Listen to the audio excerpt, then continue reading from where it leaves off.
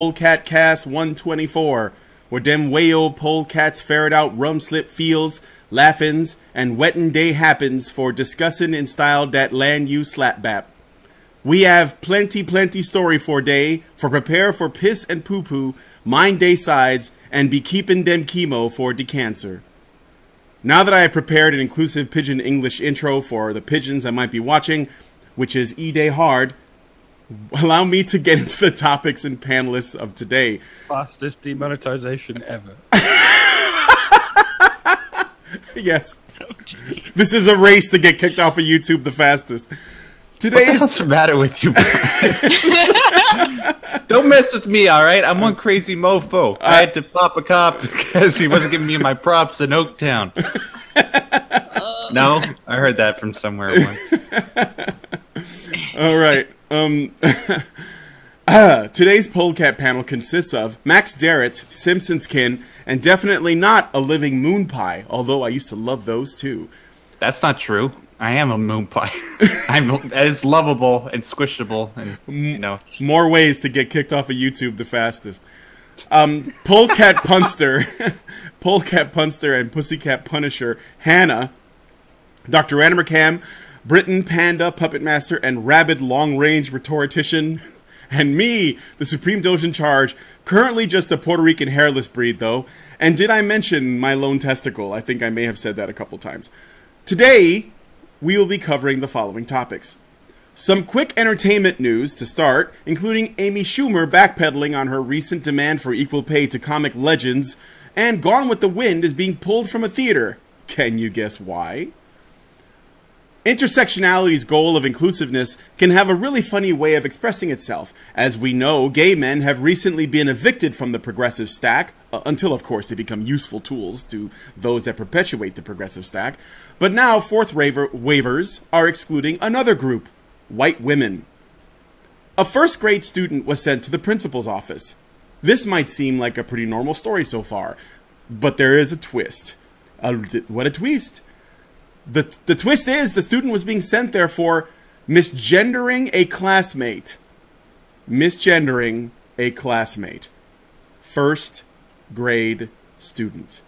Oh, did I mention that this was in California? Google has stepped up its internet Gestapo tactics and is now putting offensive YouTube videos into, well, let's call it internet purgatory. Black Pigeon Speaks and Jared Taylor are two examples of this, but how long until channels like ours might end up in the crosshairs? Well, maybe like after this video that I just made. The Guardian, in bizarro fashion, has written an article about how men also suffer from eating disorders. Recent NHS study shows that such disorders in men have risen by 70%. We will take a closer look at this momentarily, but hey, someone is acknowledging that men also have problems. Who knew? And finally, our bonus story for the patron-only after show. Since there has been a lot of talk of removing historical statues of Confederate soldiers, communist leaders, founding fathers, and civil rights activists like Gandhi, it would appear that this discussion has not shown signs of subsiding. The newest thing? A Catholic school is removing their statues of religious figures and moving them into storage so as not to offend some of the non-Catholic students. Yes, really. Anyway, if you'd like to participate in our After Cancer as either an audience member or a participant, please consider becoming a patron at www.patreon.com/ Honey Badger Radio. So, I guess we'll get into the stories unless anybody wants to say some stuff in Pidgin before we get started. Just in respect to the whole after cancer thing, it's like actual after cancer where we just get together and smoke a lot of weed, you know, just to calm down. Yeah, it's not. It's the weed is, as I understand it, it cures cancer and all kinds of other stuff. So it wouldn't be weed. It would be we're reading feminist articles basically and stuff that they've done. That's the fastest route in my experience. Well, I mean, with both circumstances, you find yourself laughing equally as much. At least, you know, in my experience. Laughing on the outside, but crying on the inside. No, okay. Laughing on both. Sorry. Okay, so can I also say something in Pidgin? Yes.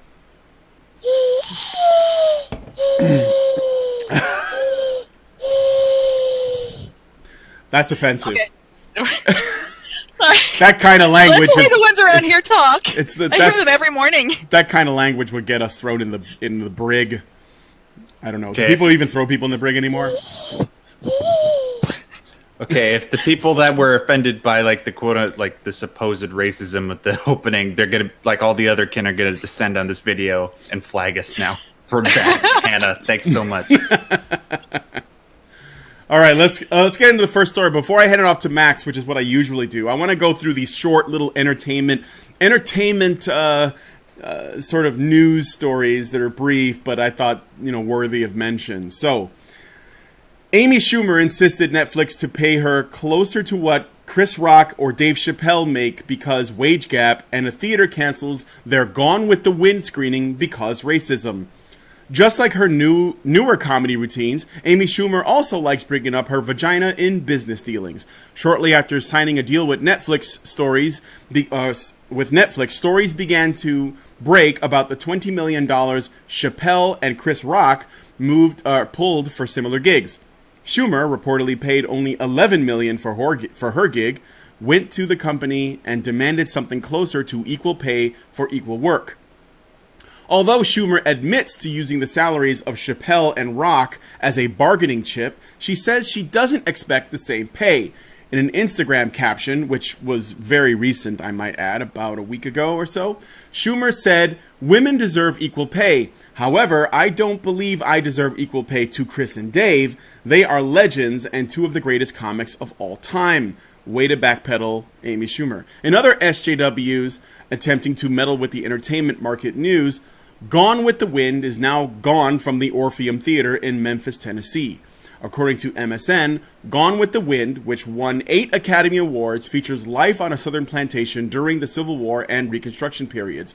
Over the years, the subject matter has proven to be quite divisive for perpetuating a sympathetic view of the South during this time. The Orpheum's Facebook page has comments claiming the film is racist and a tribute to white supremacy, which they've responded to by pulling the film. Oh, man. Anybody have any comments on either of those two little stories? Okay, well, first of all, I want to... Sorry, do you want to go first, Anna? I just want to say Amy Schumer needs to shut the fuck up about equal treatment until she does 3 months in jail and has a shitload of angry feminists show up on her street with guns that can shoot through brick and mortar to protest her early release. After what she bragged about doing when she was in college, she bragged about going to a guy's house when he was so drunk he couldn't see straight and having sex with him while he was so drunk he couldn't stay awake during the activity. And feminists have lauded her as brave for talking about this. And she's treated it, and they've treated it as a story in which she was mistreated sexually. I don't think she deserves to even open her mouth about equal treatment until she goes through what feminists put Brock Turner through for not being sober enough to recognize when his partner was too drunk to continue. I mean, obviously, if she wants equal treatment, she was stone cold sober when she did that stuff. If she wants equal treatment, go to jail. You did something that feminists say when a man does it is rape. In fact, you did something that feminists would want to string you up for if you were a man. Go to jail. Get that equal treatment. And if you don't go to jail, shut the fuck up about equal treatment until you do. Apparently she's not doing the Barbie movie anymore, reportedly because of scheduling issues, but I like to think that they dropped her because of the reputation that she deserves. So now I hope so.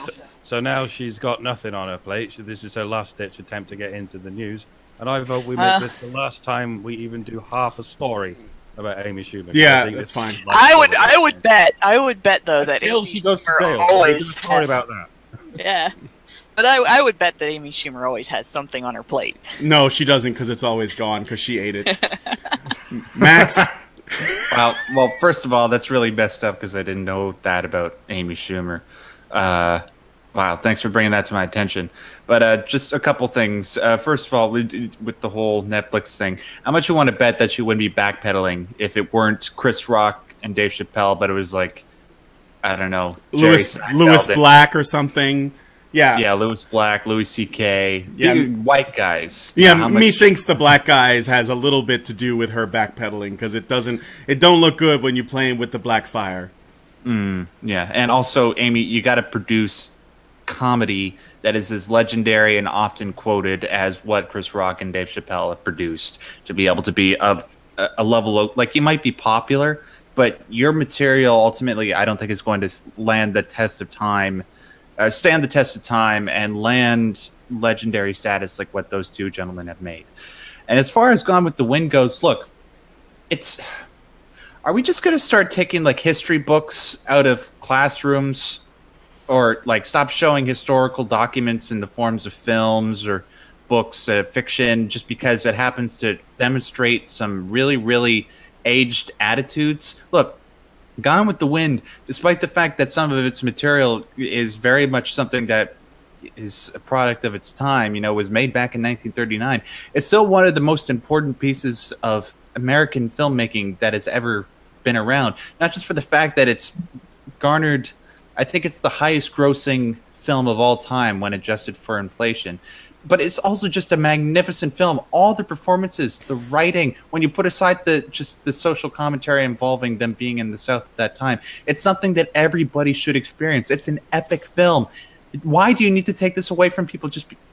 Anyways, sorry, I know Hannah's jumping in. I'm going to point something out about. I was going to say I'm going to point something out about Gone with the Wind, and this is the same thing that happened with Huck Finn. It has some truths in it with which the progressive left is uncomfortable. After the Civil War, after emancipation, there were people who were slaves before the Emancipation Proclamation who stayed with their masters after the war.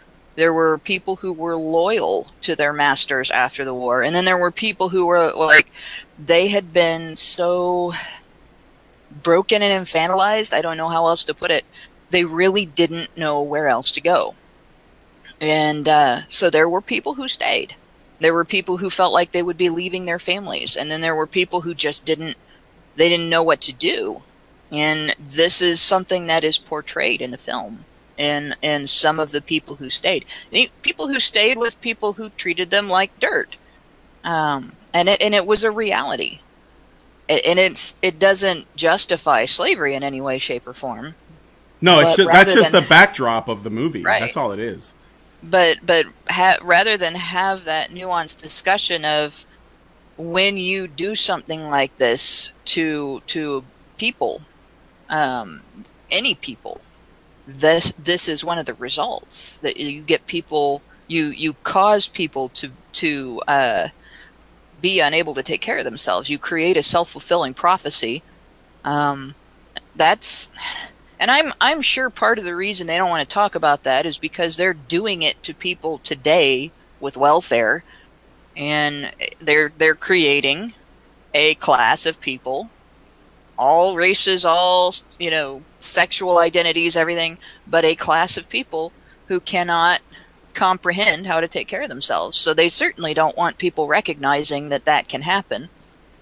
I mean, it's not just a matter of this is racist and we're going to get rid of it. Yeah, there were stereotypes. There were definite stereotypes in that movie. But there were also some hard truths that people really are uncomfortable confronting. Just like with Huck Finn, people are really uncomfortable looking at the manifestation of racism in Huck Finn having to portray it in order to save his friend's life, in order to get his friend out of a bad situation. He had to act like all the other racist white people around him. And there are people who misinterpret that as, well, he didn't care any more than the rest of them did. No, he sucked it up and did something he found horribly distasteful in order to protect his friend. And this is, like, we can't have nuance in this kind of discussion. not around social justice types, not around the progressive left, because they don't deal in nuance. They only deal, literally and figuratively, in black and white. And it destroys the ability to analyze racism and sexism and other forms of prejudice and bigotry with an eye towards how can we grow out of this, because we can't acknowledge all of what it is and all of what it's not and all of what it takes to grow beyond it. Yes, use the movie, perfectly said, Hannah. Use the movie as a way to demonstrate to people, hey, this is how things were normalized back then. Let's not do that again. Yeah, for the worst offenders within the movie. And there's also stuff from it that is probably worthy of emulation or reverence, like, how it was shot, how it was acted. Like the rest of the fucking movie. Yeah, exactly. Like, the irony is, Hattie McDowell, who is a black actress that plays the, she's sort of like the house servant or whatever. She won an Oscar for this film. The first black actress to win an Oscar was for this movie. So it's like, there's also, a lot of good that you could even get out of it if you were going to, like, play this identity politics game. Gone with the Wind is my mother's favorite movie. I've never seen it, to be honest. It just seems like it's long as fuck. But as I understand it, the actual central storyline of Gone with the Wind revolves around Scarlett and the kind of person that she is, and it's got one of the best endings ever, so I think that the thing they're missing is, as to Hannah's point, is the plantation south is simply the backdrop for the story, but what it's really about is, probably could have been put into any kind of setting and you would be able to get the same effect. Well, there's probably another reason why progressives don't like this movie. Like, Scarlett O'Hara is no role model. No. Okay, she's an abusive, lying, thieving, cheating cunt. And, I always saw the movie as the poignant story of a psychologically abused man developing an understanding that the abuse would never end and finally escaping the relationship with his kid. Yeah. Like, you watch the evolution of Rhett Butler's relationship with Scarlett O'Hara, and you think, God, what the hell is this guy putting up with this cunt for? Like, he was the hot guy in the movie, right? He could have gotten with any woman, and he went after the bitch. When he finally realizes, no, she's always gonna be a bitch, and leaves, I'm like sitting there. I hated the story. Okay, it's not my kind of story, but at the end, I'm sitting there going, yes, you tell her, fuck off. Yeah. But yeah, no, there's lesson in that regarding women's character and what it can lead to, and you sympathize with the guy. She's not a sympathetic character. She's a character that, like, women who sympathize with her as a character, women who like, oh yeah, Scarlett O'Hara is a strong, independent woman, those are the ones to avoid. What? I've oh my God, I've had that thrown at me, and I'm like, really? She wore curtains to go beg for money. Come on, tell me she's independent. But yeah, there are women out there that idolize this, oh, she always finds a way to get back on her feet. No, she doesn't. She always finds somebody to help her get back on her feet. I think those are the same girls that idolize Audrey Hepburn in Breakfast at Tiffany's. Oh, God. Yeah. Yes. If you meet a girl who idolizes the Manic Pixie Dream Girl in any movie, any story, acts like her, whatever, don't date that girl. Ever. Yep. Don't I learned it the hard way. if you can help it. Don't even be alone with her if you can help it. Never ever date the Manic Pixie Dream Girl. Never date the Scarlett O'Hara. Never, the ball busting beggar, because that's crazy. And that's probably another reason why they don't like this movie, because it does portray a woman. The main character is a woman who is essentially a villain. and gets treated as the opposite. And it takes the entire movie for the man who loves her to figure out that's what she is, and he's better off without her. And a man figures out he's better off without her. You know, it's like the antithesis of what feminists want people to think today with respect to women and women's behavior. Yeah. One thing I want to say about... So I just wanted... That was the piece I wanted to say about Gone with the Wind. The other thing I wanted to say about Amy Schumer, I'm going to go back to that for a second. This isn't really so much about her specifically, because I'm with Mike. I'd rather not talk about Amy Schumer anymore, but I think that this had to be mentioned. What is it with people who already make millions of dollars complaining that they're not making enough millions of dollars, and they're looking at other people's millions of dollars and saying, I want as many millions of dollars as that guy has? Can we all agree that getting only $11 million isn't really something I'm going to cry tears for? Yeah, whatever she's turning down for $11 million, I'll do it. Yeah, right. I could use it. So I'm going to move away from that. Oh, and here's a picture of a topless Amy holding a hot dog for those of you guys who are watching. Now you cannot unsee. So let's get into the first story. Story. Why would you do that, Brian? Because I'm trying to get us kicked off of YouTube forever. No, she's not naked. So now we She's know not- Amy she's not likes naked. wieners. Oh, you know she loves them. That's her whole bit. She likes dick and her vagina. Vagina. So I'm gonna go ahead and actually, Max. Wait, did your story get in here? I should have put it. Yeah, in. it did. It's I don't know. Yeah, on no, Patreon. go ahead. Yeah. You're next. All right, so let's move on, ladies and gentlemen, from Amy Schumer's vagina. So, guys, remember that Hilary Swank movie from 10 years ago? No, not $1 Million Baby or Boys Don't Cry, which was, I think, 20 years ago. It was the one about a teacher trying to heal race divisions between students in California. There's so many of those. I'm serious. Wasn't one like okay? Did you say who was it that was in that? Hilary Swank. Hilary Swank, yeah. Oh yeah. I mean, because Michelle Pfeiffer had one, and then there was the Stand By Me, I think, with what's his name from fucking Star Trek. Not Star Trek. It was one of those science fiction shows, though. The Hispanic Edward James Olmos, and then there was the Substitute. I think that was my favorite. but go ahead. Pay it forward, yeah. No, the one I'm talking about is called Freedom Writers. Yeah, nobody remembers that. Well, apparently there was a part in the movie where a black student says straight to the teacher, played by Hilary Swank, that she hates white people. And one writer over at whereyourvoicemag.com thinks that's a factual, honorable way to act. In an article titled Intersectionality Ain't for White Women, to which all non-feminist women like Hannah replied no fucking shit, writer Cameron Glover quotes the following line from the movie. Quote, "White people always wanting their respect like they deserve it for free. See, I hate white people. I know what you can do. Except for because they can and they can. Because they're white. So I hate white people on sight."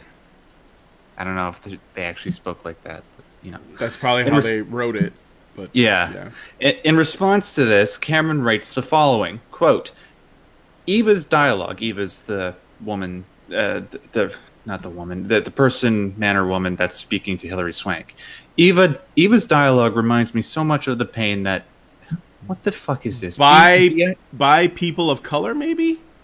Like bisexual people of color. See, I'm looking at an acronym, ladies and gentlemen. You can't see this in my write-up, but it's BIPOC. That's the acronym, and that's the acronym that was included in Cameron's article on this website. I'm assuming that means bisexual people of color, or biracial, maybe. I don't know. I bet. Well, it could be biracial, but then why would you need biracial people of color? I'm confused.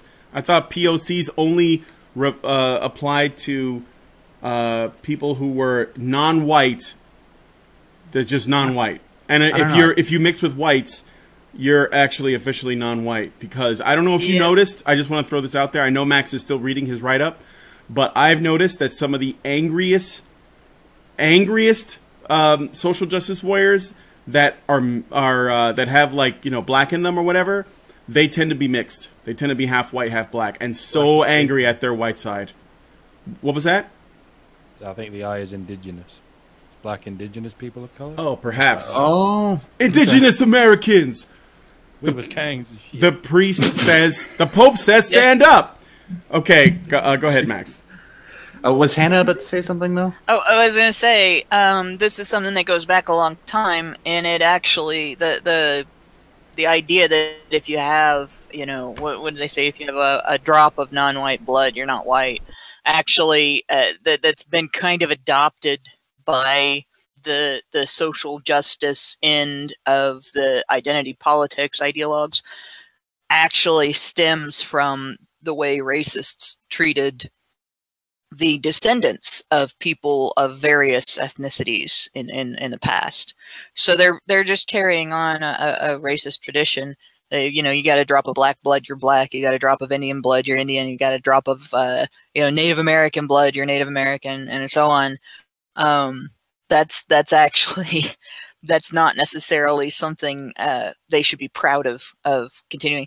And as far as I'm concerned, I'm saying this from a standpoint of being one of the people that they would consider covered by intersectionality, simply because my family history is not all white, and so, you know, they'd consider me, if I started getting all social justicey and all that stuff and survived it, because my family would not deal well with that.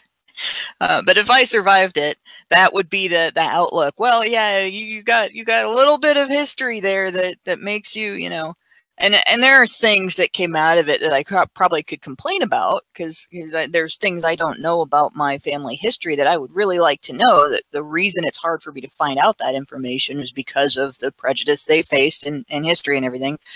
But that's the worst I've experienced, you know, out of it.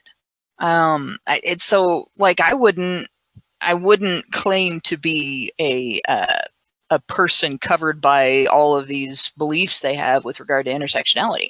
But there are people with less minority family history than me that do. And they are doing it on the basis of a standard that has always been a racist standard. And in respect to that, I just want to mention right now that I'm 164th Pakistani, and stop lumping me in with the white supremacist capitalist patriarchy, right? Anyways, I don't. That's not actually true.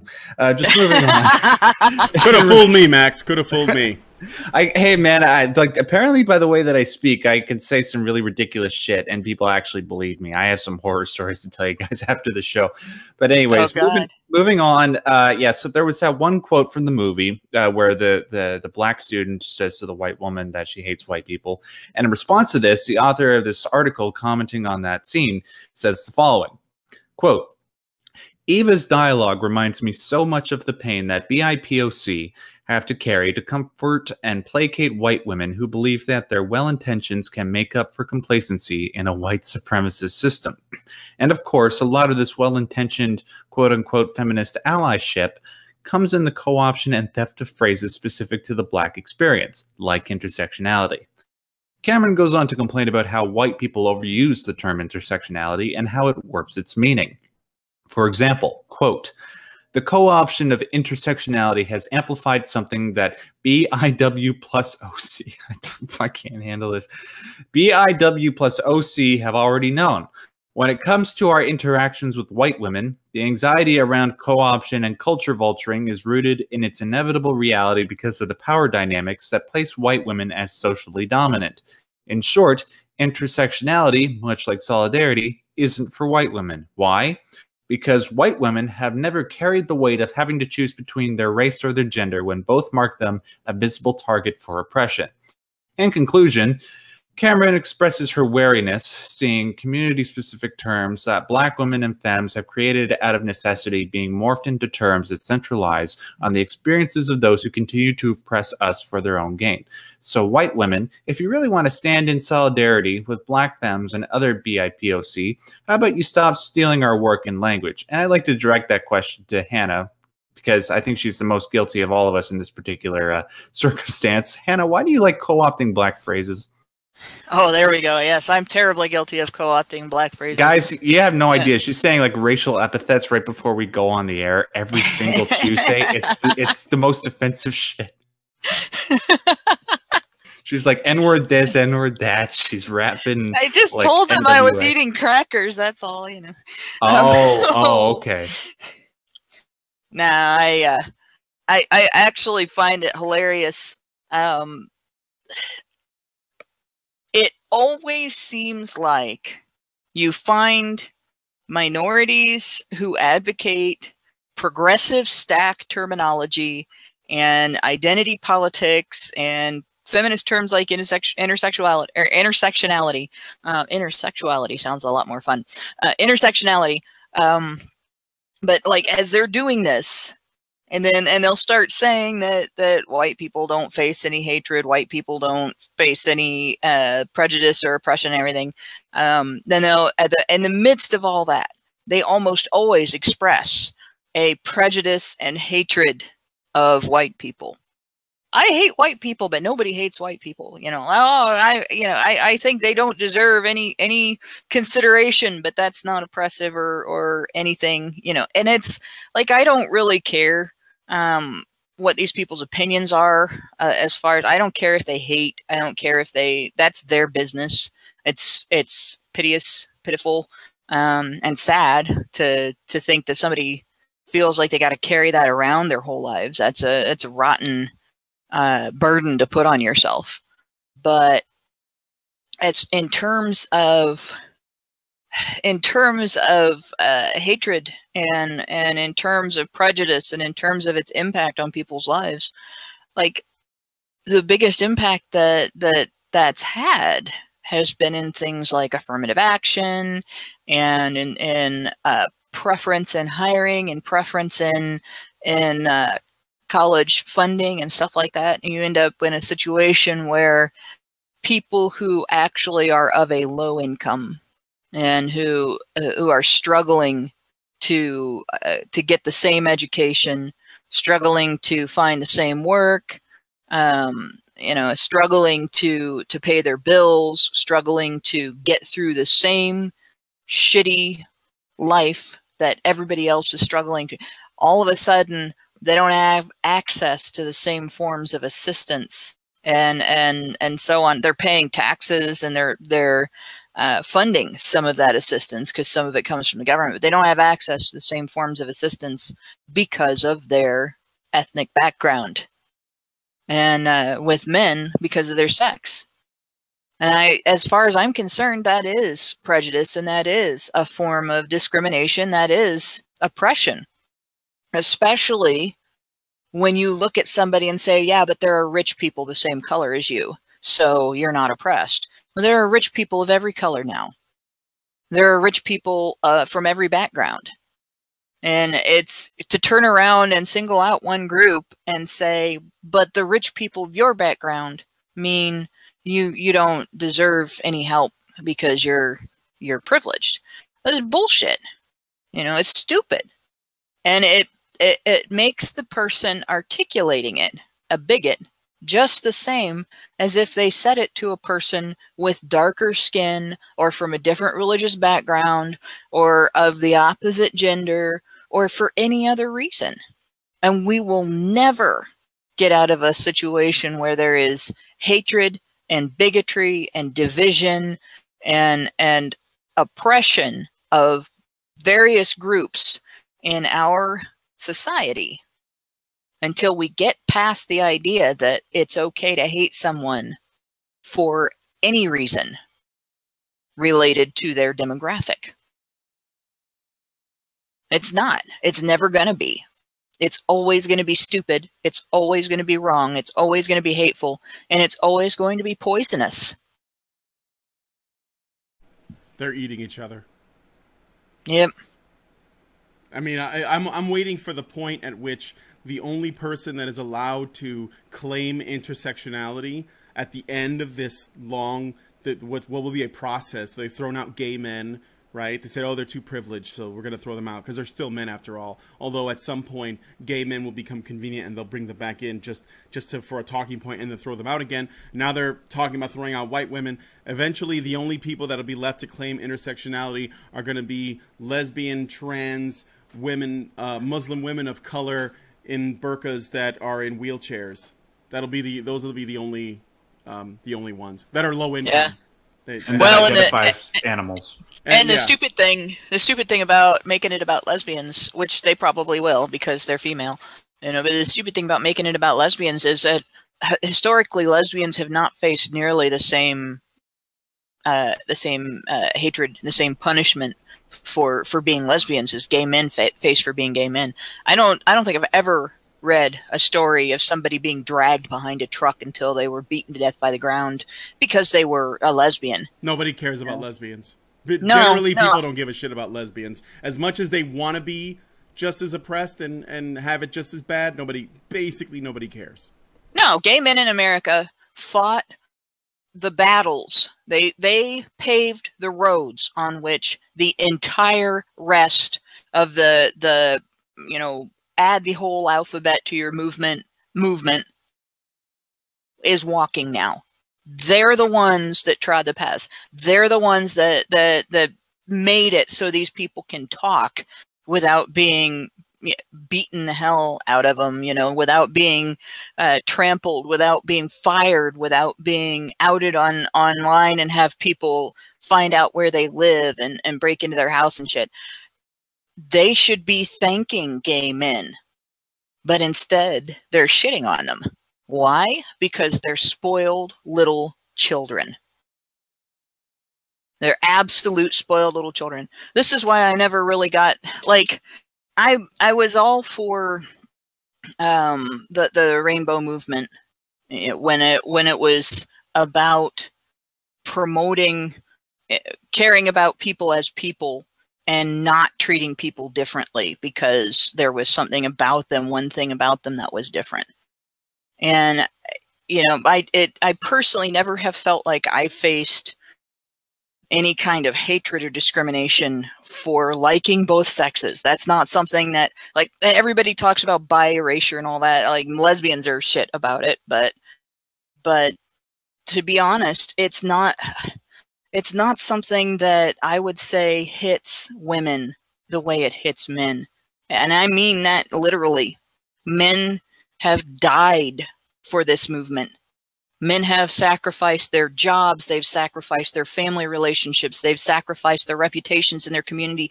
They have sacrificed everything that we tell them as little boys makes you a man when you become an adult in order to just get treated like human beings, even when people know that they are gay. For people to acknowledge that doesn't make them not human. And here we have this intersectionality brigade. You're not part of the movement anymore. You're not, you didn't do anything. It's all about us now. Fuck you guys. A bunch of babies. Grow up. Anybody else have any thoughts, or should we move on to the next story? It's like they wanted white people to understand, and so we listened, and then we started using their term. And it's like, oh no, you can't use our term. Well, what do you want? They don't know what they want. They want to be the most oppressed group, and this is the contest to be most oppressed. That's why, like I said, it's going to be disabled, Muslim, lesbian, trans person, zero of color, that's low income, and I'm sure there's some other stuff I can throw in there with low IQ and Down syndrome. That's what's going to be left. It's going to be autistic. They're going to completely lose the ability to organize anything. Yeah. That's going to be the community that remains. All right, let's move on to the next story then. A first grader in California's Rockland Academy, that's Rockland, not Rockin', was grilled for intent after misgendering a fellow first grader earlier this week. Misgendering a first grader. The unnamed female first grader was promptly sent to the principal's office and questioned for around an hour after calling a biologically male classmate who now identifies as a girl by his given male name. After it was clear that the mistake was an honest one and the girl had no intention on bullying the other student, she was not punished or reprimanded. Whew, well, that was a close call. But according to the child's mother, she did return home distraught by the ordeal, enough so that the mother wrote a letter to the school. In the letter, the mother states, "I stress over and over with the principal that I am all for protecting the rights of transgender children, but my children have rights as well. It makes me sad that my daughter felt like she was being punished for trying to be kind to the kid." According to the mother, the school responded that whenever there is a pronoun mishap, the school must investigate. Are you fucking kidding me? What, the kid is 6 years old and he's saying, the dude is saying that he's a girl? Yes. Is that what? Okay. Yeah. So how are we not questioning this? Okay. I don't know where to begin with this. Why aren't we questioning whether or not the... Okay, first of all, I can guarantee you that the parents of this poor little boy are the ones that are feeding this sort of thing into his brain, because I don't think any kid of that age would be clear-minded enough to be able to decide for himself whether or not he's a man or a woman, or, you know, boy or girl. So why the hell? Well, this did take place in California, so exactly. Oh yeah, and the school probably is in a situation because of the law. I think they have that. They passed the Canada law. You know, you can't misgender someone with their pronouns and all that crap. But you're right about the age thing. Like, my first little girlfriend wanted to be a boy. And she told everybody she wanted to be a boy. And she actually moved to California. She moved away. And, I got a letter from her when I was, I think, in the 8th grade. She had 4 boyfriends and was the girliest little girl you ever saw. So apparently that wasn't a permanent thing for her either. And I think it's rotten what happened to the kid that went to the principal's office. And it's something that it's a rotten thing to have to learn at that age, that basically this child just learned about false accusations and the use of false accusations of harassment as a tool of bullying and harassment. But I think the greater evil here is what is being done to the child who identifies as transgender at that age. Not only is the kid being... This is basically being imposed as a permanent decision on somebody who is at an age of potentially still believing in the Tooth Fairy and Santa Claus, and not having the wherewithal to decide to have dinner before ice cream. Making that kind of a decision, that degree of a decision, that's a big-ass decision to make. And it's not something that, like, the parents should be like, well, you take the reins on this, and we're just going to let you guide us entirely. And the other end of it is the snowflakery of it. I have to be offended now. This child has been taught to take everything personally. And to the first response he should have is not just take it personally, but go tell an adult and make a big thing of it. This is going to alienate the other kids from this child for the rest of his school career. And if he goes on to be genuinely transgender, if he goes on and it turns out this is a permanent thing for him, and he becomes female, and he actually doesn't change his mind, which at that age, it's actually unusual for a kid to really solidify something like this. It's not going to help. When He's I was not, 6, you know. When I was 6, I thought I was Superman. When I was 6, I wanted to be my grandmother. Obviously, that's not possible. My grandmother's my grandmother, and I'm me. And my career choices, if I'd have made my career choices when I was 6, I would be doing entirely different things than I'm doing now. And entirely different things than I went to school for, actually. So Yeah, the thing that really bothers me about this, though, and this from a standpoint of my parents picked the neighborhood I grew up in because I would get picked on there. My brother would get picked on there by bullies, and we would have to defend ourselves. And we would learn to stand up for ourselves. We would learn to play rough. We would learn to use our imaginations. We would learn to climb trees and tell people our boundaries and enforce them, and not to stand across the street from each other when we're mad at our friends and go, "You can't play in our yard anymore, and we're telling our mommy because you're mean." You know, that was a goal for them, for us to learn to be tough. And I grew up in a town, like the gals in my town have a reputation for being tough. Even the gals from the side of town that my side of town didn't consider tough had a reputation outside of the community for being tough. And the guys had a reputation. We won state in football my senior year and 2 years later. And you know, this was something that I grew up around. You don't act like something that somebody said to you once is devastating and has to be treated this way. And to me, it's the most hurtful thing to come out of this is what's being done to that child. That child is basically being molded into the human version of a glass jaw. And it's really a rotten thing to do to somebody. For the record, I just want to say that I don't doubt that there are kids, like if this kid is actually feeling some sort of gender dysphoria, I'm not completely ruling out that possibility. I'm sure there are kids that are 6 years old and they feel like they can't possibly articulate it at that age, but they feel somewhere deep down that something's not right. Right. But when it comes to a situation where, you know, you're a 6-year-old and you're coming up with the most vivid things, that is some of the stuff that you wouldn't imagine a 6-year-old be able to come up with. Like there's been stories about kids sort of validating, I can't remember what it was something that happened like 20 years ago, where kids were coming up with these really crazy stories about underground satanic witch cults that abuse children or something like that, and kids were validating that. Daycare kids, and there were psychologists that were asking leading questions and getting more and more of them to talk about it, and it all turned out to be false.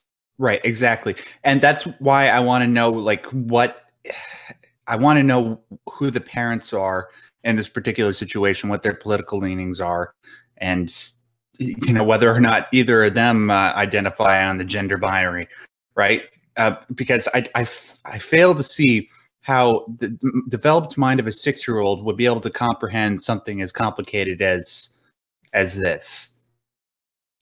Well, there's something else about this too, and this kind of pisses me off too. We have fought as a society for like the last 100 years to evolve our gender roles, right? And this is something like feminists do acknowledge that men's rights activists talk about gender roles.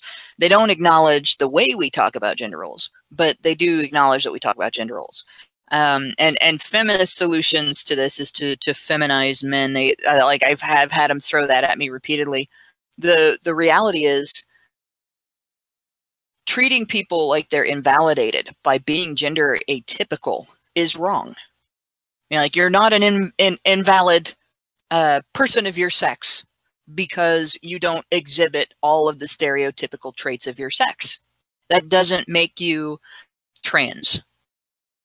And I think it gets imposed more on the male half of humanity than on the female half of humanity. We have a lot more leeway in our behavior being gender atypical. And like gender atypical men get really shit on. And I think that might be part of the contributing factors here. It may be that there are people treating a gender atypical little boy as if he must identify as a girl because he's gender atypical, which is also unfair. He can be gender atypical and be a boy. And that's what he should be. He should be hearing that. He should be hearing that it doesn't invalidate his sex. It doesn't invalidate him as a person to identify as a boy and not be what everybody stereotypically thinks a boy looks like.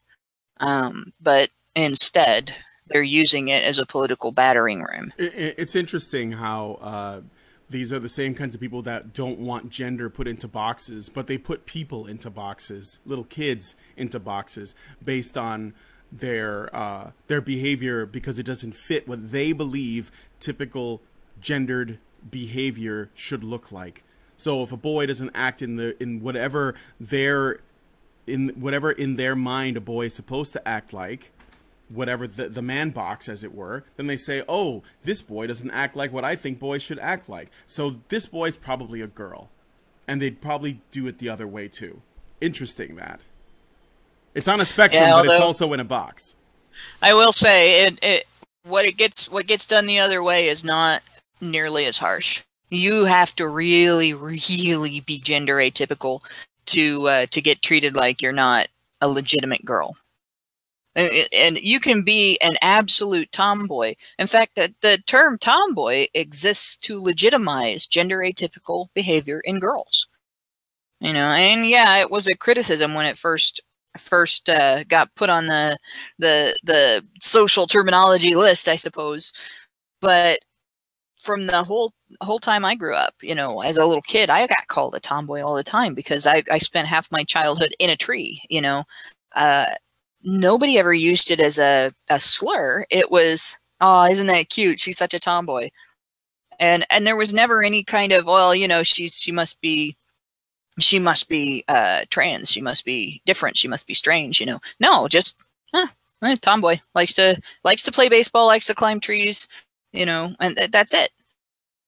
And it's just, this is rotten all around. And it's, this poor kid is basically a political football. And I would hate to be the person that has to unravel that when he gets older. You know, and I would hate to see what he's going to go through emotionally throughout his life. And I hope that as he gets older, he has somebody to support him in his basically his journey to mental health, because he's going to have one. And it's actually really sickening. I don't have any opposition in me to acknowledging if someone has gender dysphoria and to seeking the most effective way of bringing them to a situation of good mental health and having the same fulfillment of life as everyone else. But I think it's really rotten to impose that on a child when it may not necessarily be true.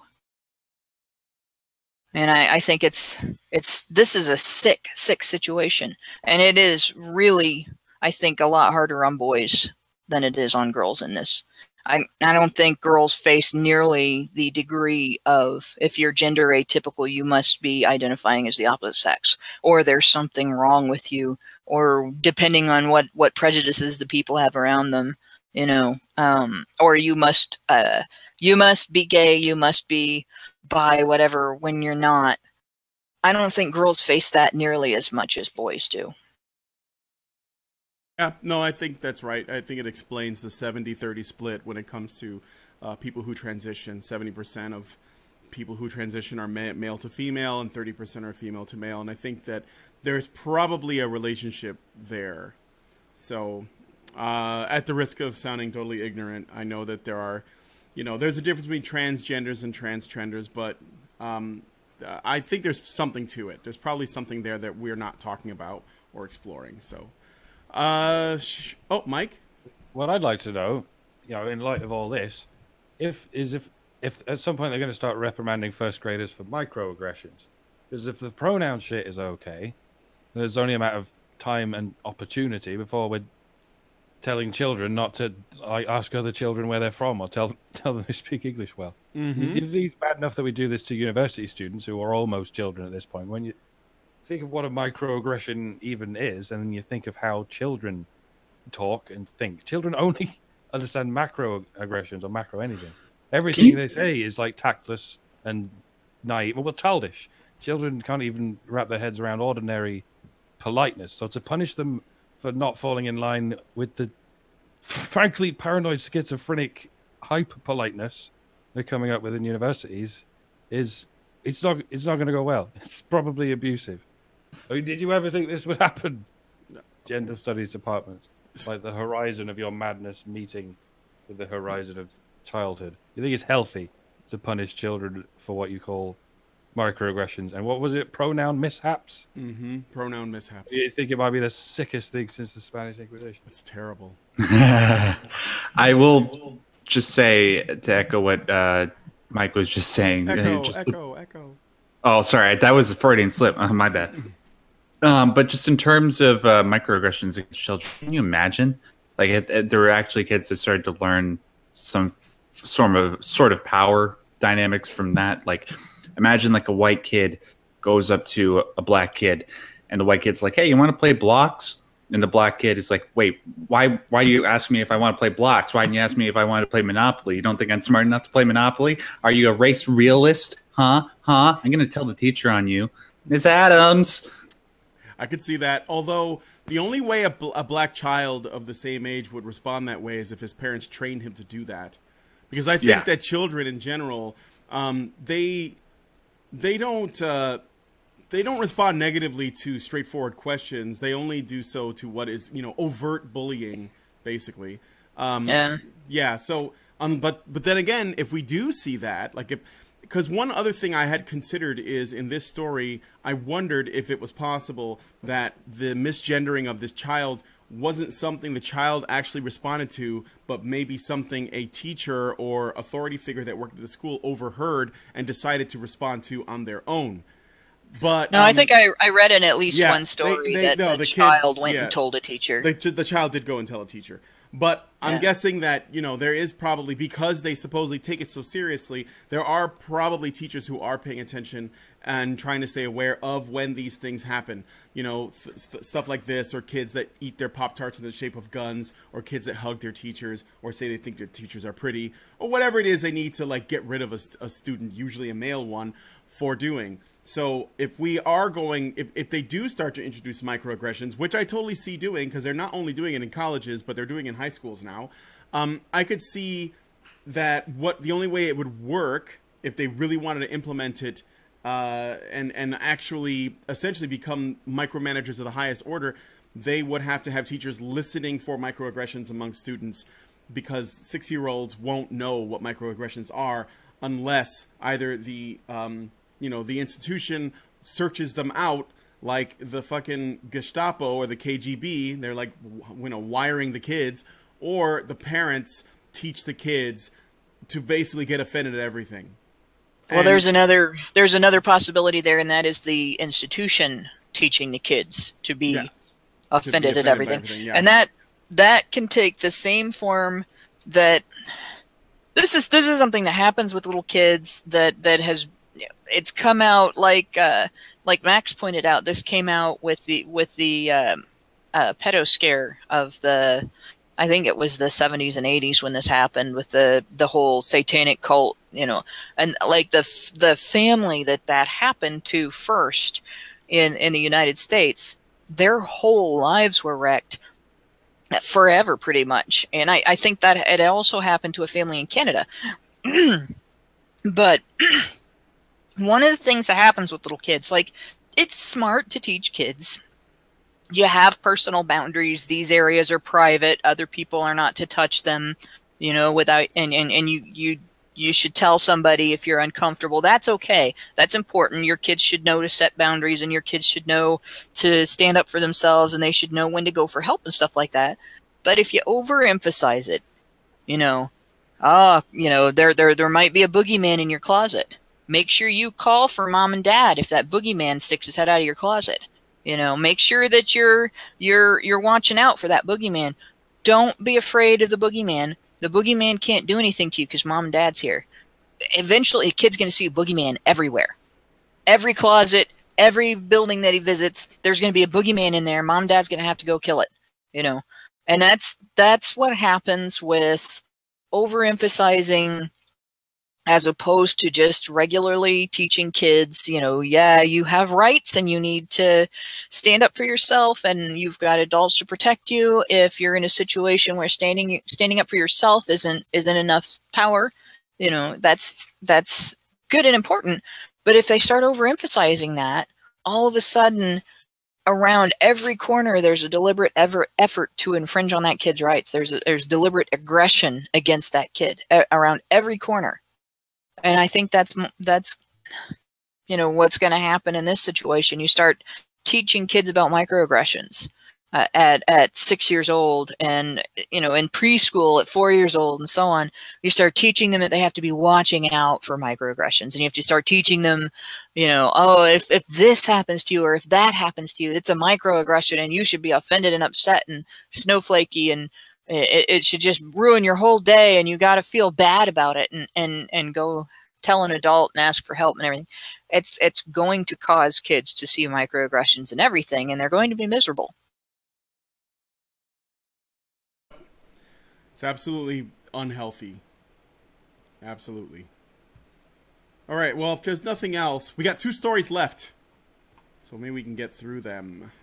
Let's see. Oh, this is a good one. All right, going to top of the thing. YouTube's winter is here. After having been teased in a June blog post, YouTube's crackdown on wrongthink is finally here. YouTube's limited state, as it's being called, takes videos deemed to break YouTube's terms of service and videos that don't break the terms of service but contain inflammatory, religious, or supremacist content. That's a quote from their actual statement. And it takes those videos and it quarantines them from the rest of the website. These videos are placed behind a warning which states, quote, the following content has been identified by the YouTube community as inappropriate or offensive to some audiences, end quote. The user is then prompted to either continue to the video or back out. If one chooses to continue, the video will be played, but it will contain no comments section, no ability to like or dislike, no views counter, no way to share the video, no recommended videos, and no ability to embed the video on external websites. These videos are no longer able to be searched for on YouTube and are not able to be monetized by their creators. The first video hit with this limited state was, quote, Race Differences in Intelligence by Jared Taylor of American Renaissance. But others have quickly followed since. Historical channels, specifically ones discussing World War II, have been getting hit as well. And one other thing I want to mention is one of the videos by Black Pigeon Speaks, which I've actually found to be quite interesting. I think it's titled How Women Destroy Civilizations, which is way more inflammatory than the video's actual contents and totally worth watching, was also hit by it for the same reasons. So that's what's going on with that. So, quick question, like I'll cede this to Hannah, but I just want to ask, is there anybody within all sort of kind of community, if you want to call it that, that we would know and that we watch regularly that has been hit by this? I'm not sure if there's anybody that we personally know in the alt-right community that's been hit by this. Or no, not just even in the alt-right community, because I don't even know who Jared Taylor is. Yeah. I never heard of that guy. Jared Taylor I can tell is an you, alt-right guy. I mean, basically his video is a race realism video, which, again, I've seen a lot of people. Sam Harris talked about it. Gad Saad talked about it. Stefan Molyneux's talked about it. So this isn't limited to, like, you know, crazy racist alt-right guys, which I'm not even sure Jared Taylor is. But it hasn't happened to them yet, as far as I know. What I can tell you is that there's a minister, and I had it on my screen, and my entire computer froze up.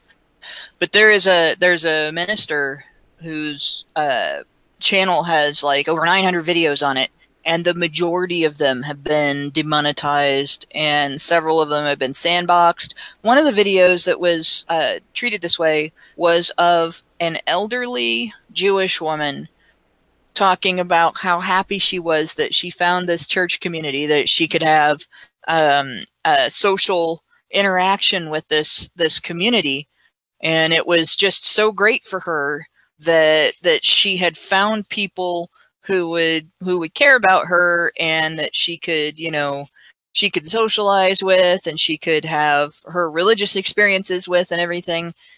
That apparently was offensive. That was offensive enough that the video had to be treated this way.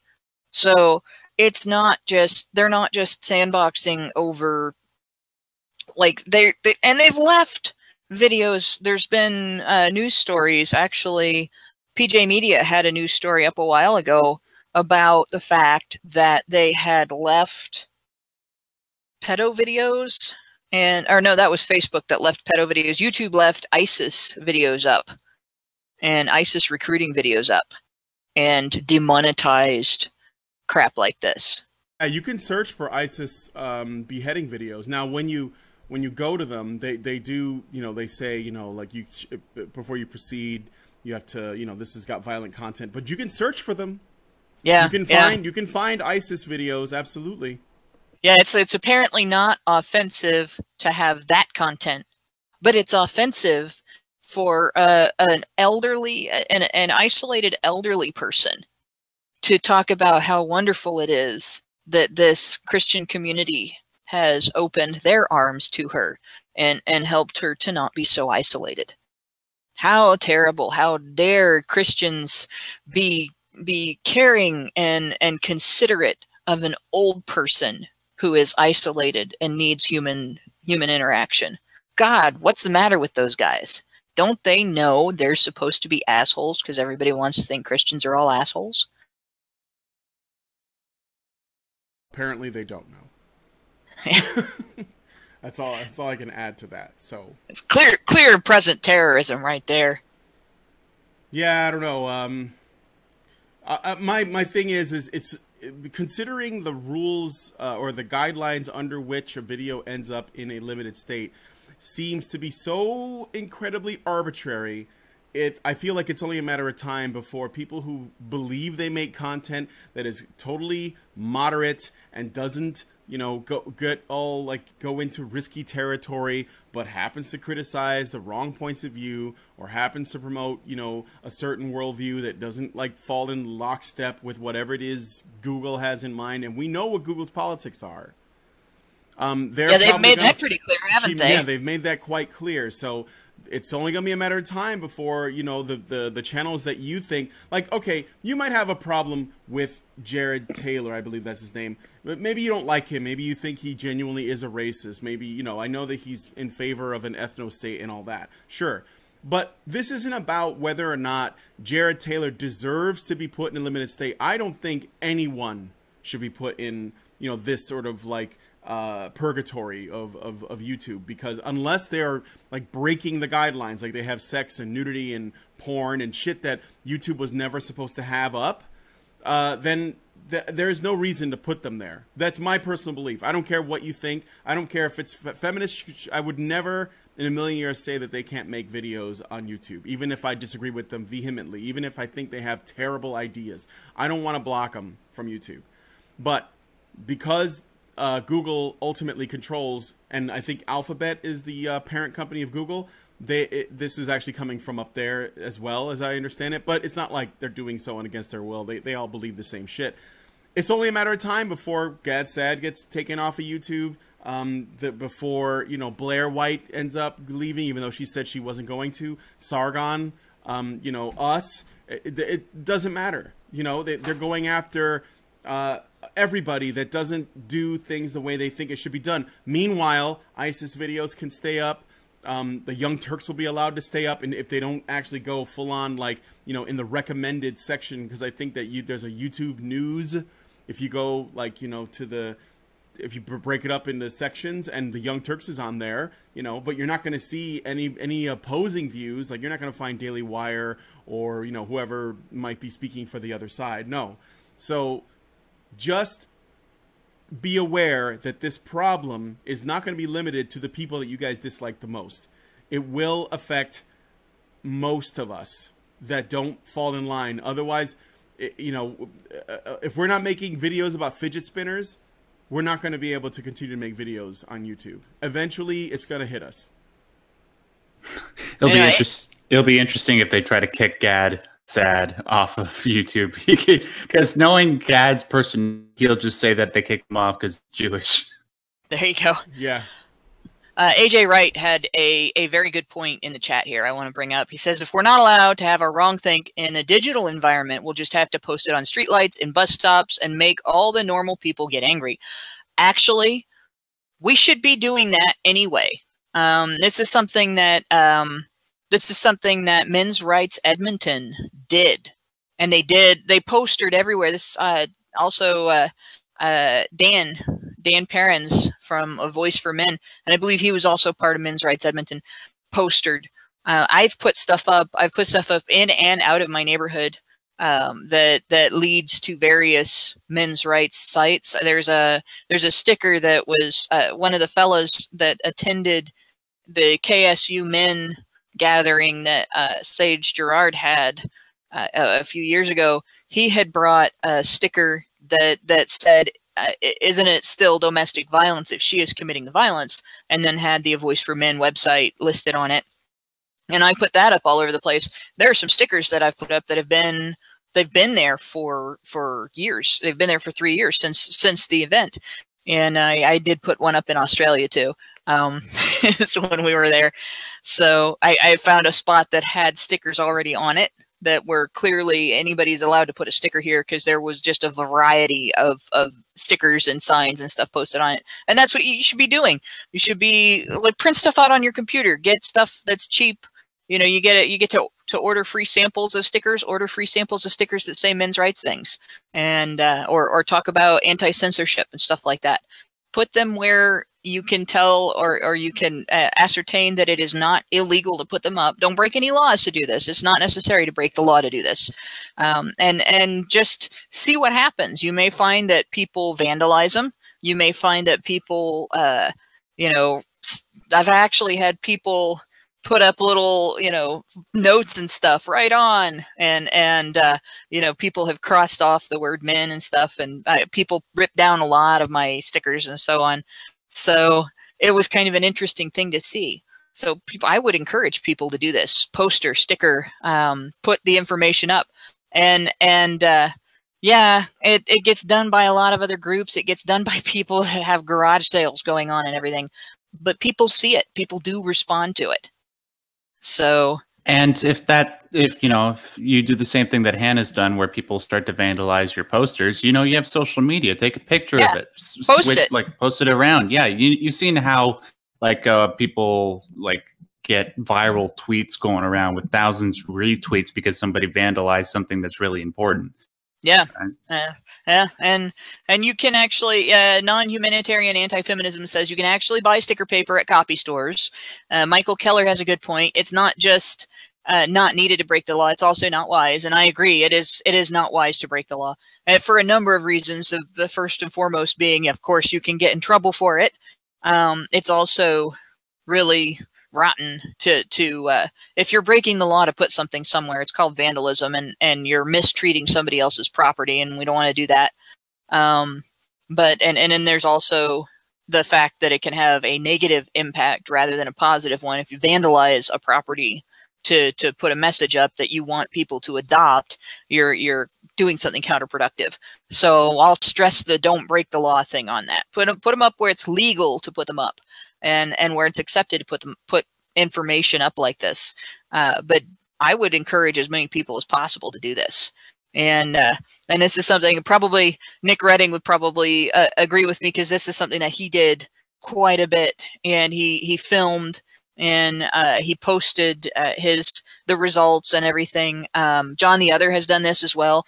John the Other actually faced a bunch of angry feminists with box cutters because of his postering. And there was video of that. I don't know if it's still up or not, but there was video of that experience online. So it could be quite interesting. And people are putting up ideas already. You know, there's telephone poles. Telephone poles are a good one. Sometimes grocery stores in your neighborhood will have a bulletin board You can advertise an area activity taking place. You can put a little thing up for a website there as well. So there's all kinds of neat little places you can put things. Anti-feminist orgies. That's on the bulletin board. We call that Honey Badger Radio. Yes. Damn right. I bring the lube. Okay, go. It's party time. All right, so last story, and we could get this done by 6:30, which is great. Eating disorders like anorexia and bulimia have been mostly attributed to women. But the amount of men with eating disorders is on the rise. According to an article in The Guardian, I know, shock and awe, it wrote something about men in like a way that doesn't make them oppressors. According to an article in The Guardian analyzing digital data from the NHS, adult men being admitted to hospital with an eating disorder has risen by 70% over the past 6 years. This is the same rate of increase as among women. Steroid use amongst young people quadrupled in just the past year. According to Dr. William Jones of the Royal College of Psychiatrists, eating disorders faculty, the pressure for body perfection is on the rise for men of all ages, which is a risk factor for developing an eating disorder. Images of unhealthy male body ideals in the media place unnecessary pressure on vulnerable people to strive for acceptance through the way that they look. He pointed out the gender bias around eating disorders should be confronted so men who are suffering are more comfortable seeking help. Sam Thomas, the founder of the charity Men Get Eating Disorders Too, has found that some services in the UK are exclusive only to women, but there are no dedicated facilities for male patients. Although many places still will have a couple separate rooms for men, it can reinforce a sense of isolation, and eating disorders thrive on isolation. The article does include a case study of a man who has struggled with anorexia, if you want to include it. I want to leave that out because we're under a bit of a time pressure. But this is the story. So it looks like they're, this is something that men struggle with. And The Guardian is bringing some attention to it. So I thought I would bring it some attention as well. Well, it's about time they're finally paying attention to it, because this has been going on. They're treating it like it's something new, and I recognize that they're seeing men finally seeking help for it as indication that it is something new. But the fact is, this has been going on for decades.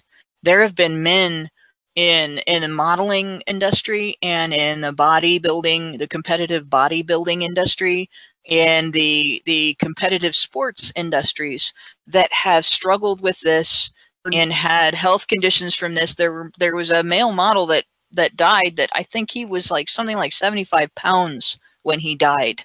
6 foot tall, 75 pounds. This is basically just the weight of his bones and his organs, barely any muscle tissue.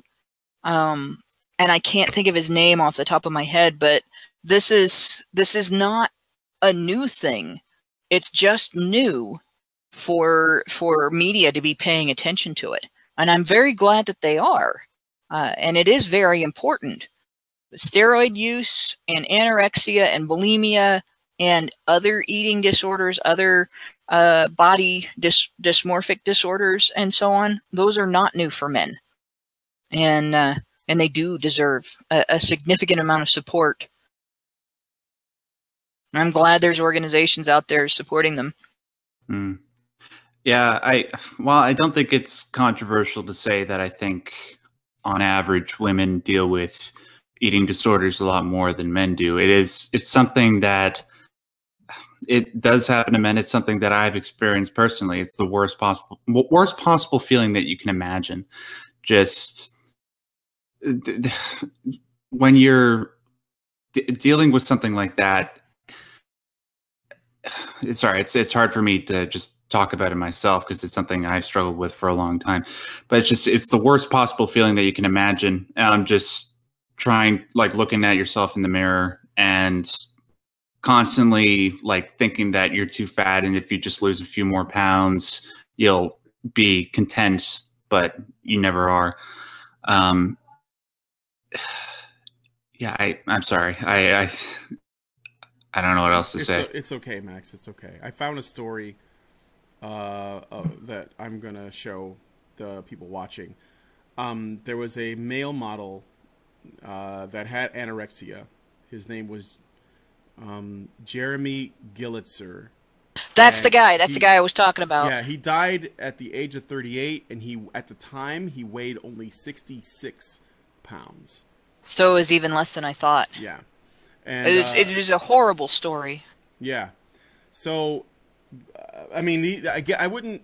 This is a bit of an extreme circumstance because he's a male model, and a lot of times people who are in the modeling industry, they're under tremendous pressure to keep their body in a certain shape, and for some reason it's always really thin, not just for women but for men as well, but especially with women. I mean, I think in terms of like what the expectation is, and of course all of this is more or less voluntary, like this is the career they want to go into, whatever, but maybe it tends to lend itself to people who tend to have eating disorders. But the thing about the story is that I think it's what Hannah is getting at is something that's probably pretty true, is that we've only started to look at the male half of the equation when it comes to these things recently. So it appears as though it's new, but more than likely, even if it did happen to women more, it was definitely something that men also dealt with. And the fact is that when you look at the services available, that's where you might see the discrepancy. So there are plenty of places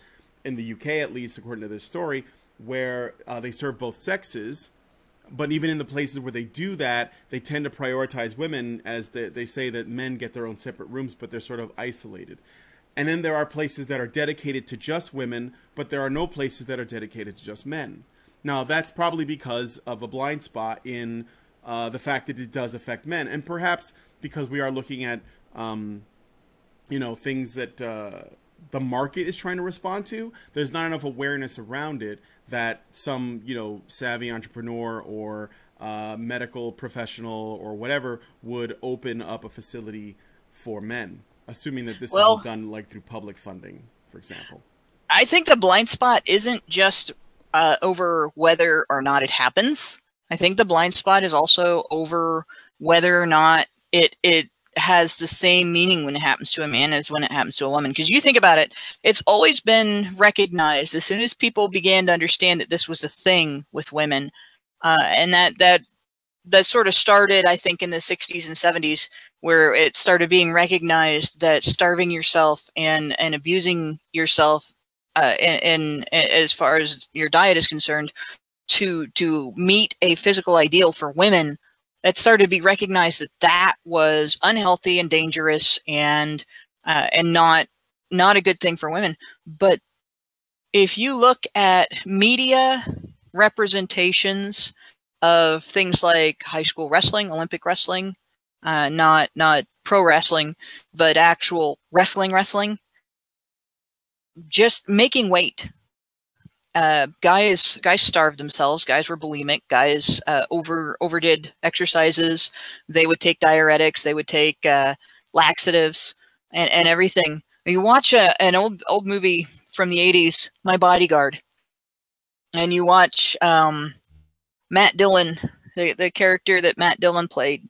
Oh yeah, starving himself into nosebleeds. I went to school with guys who were champion wrestlers in the lower weight classes who did that. I also went to school with a heavyweight who would eat an entire tray of school pizzas for lunch. But he was a heavyweight. And the guys that were in the lighter weight classes had these strict dietary requirements. You didn't see him eating like the wrestler on the Breakfast Club. Nobody ate like the wrestler on the Breakfast Club except the heavyweight. And this is extremely unhealthy for a growing body. And it was normal.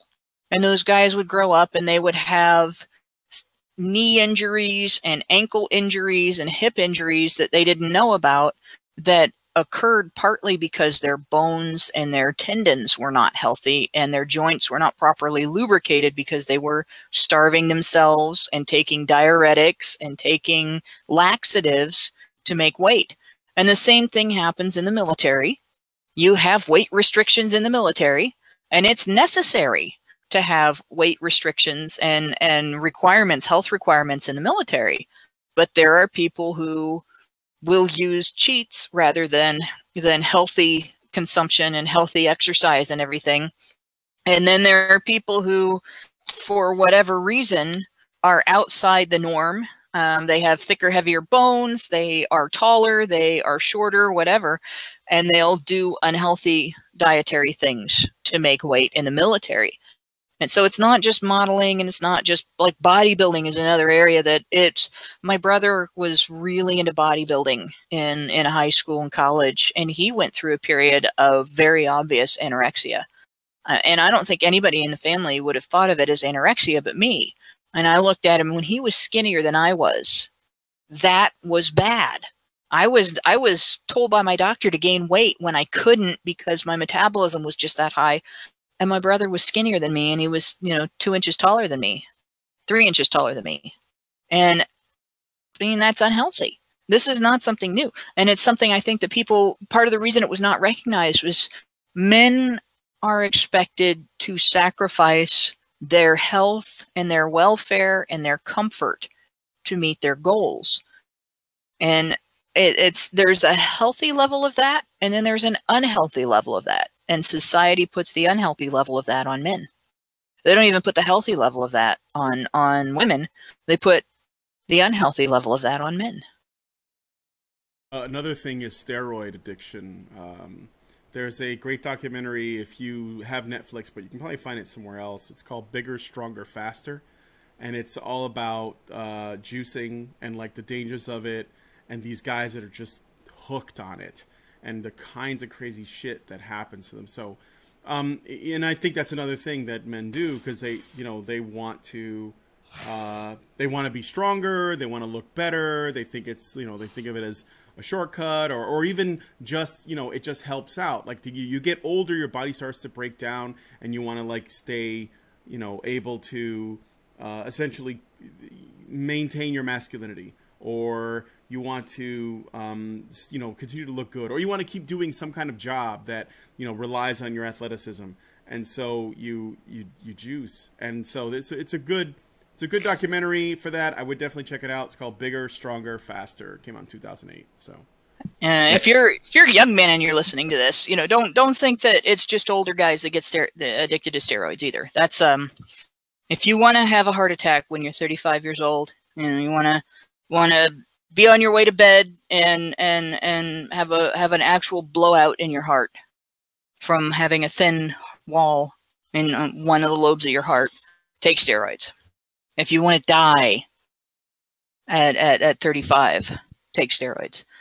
And I I know somebody that this happened to, and this was it does damage to your whole body, and it can cause enlarged heart. It can cause all kinds of other terrible damage. But that one it's a time bomb. You don't know what's going to happen. You don't know you're having trouble until too late. You don't have a clue. And you don't have a chance. And it's not worth it.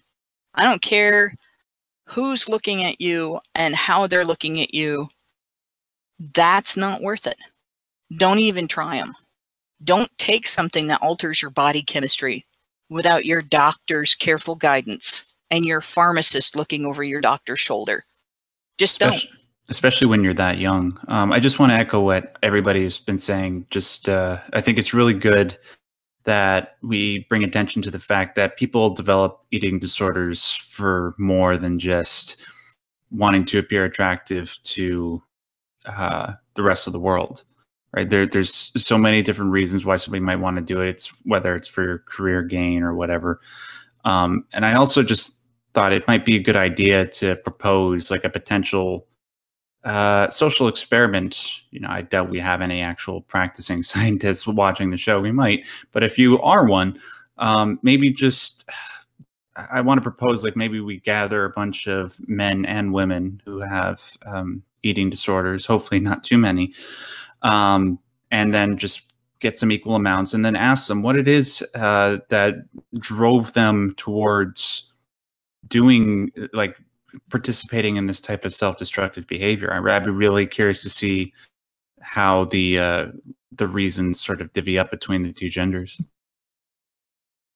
Would be interesting. I'd like to see something like that done. Maybe now that some people have started talking about this, maybe we can start like looking at the data in a more objective and less gender segregated kind of way, and then we can like learn more, because I think this could only be helpful if we did it honestly and with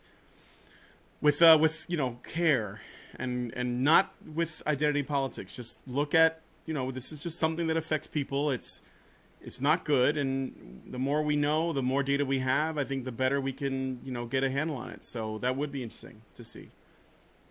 Okay, so I guess that's basically it for our stories. I'm going to begin moving into the after show, unless somebody wanted to say something else. I heard someone. I just wanted to point out we had the charity that was mentioned earlier, eating disorders too.